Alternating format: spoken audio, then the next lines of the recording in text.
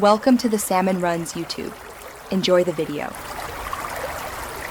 In this video, I will explain how to play Subway Surfers on a keyboard.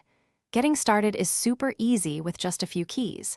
You'll use the left and right arrow keys to switch between the 3 lanes, helping you collect coins and avoid trains.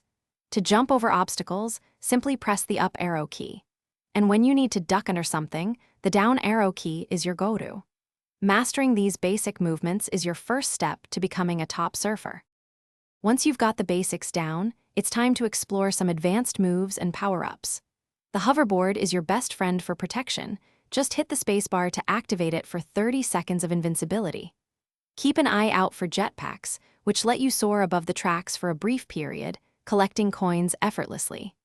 Don't forget the coin magnet, which pulls all coins towards you for about 10 seconds, maximizing your earnings with minimal effort. Aiming for a high score requires smart play. Focus on grabbing those score multipliers. They are crucial for boosting your points quickly. Try to stay on top of the trains whenever you can, as this often provides a clearer path and fewer immediate obstacles. Remember to complete your daily challenges and missions. These are excellent ways to earn extra keys and coins, which you can then use to upgrade your power-ups for even longer effects. Even experienced players make mistakes, but you can learn to avoid them.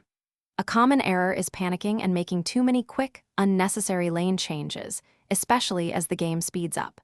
Try to anticipate obstacles and plan your moves 1 or 2 seconds ahead. Also, remember to use your hoverboard strategically in tricky spots. It's a lifesaver. Consistent practice will sharpen your reflexes and help you navigate the increasingly complex tracks with ease. Thanks for watching. Consider subscribing if we helped you.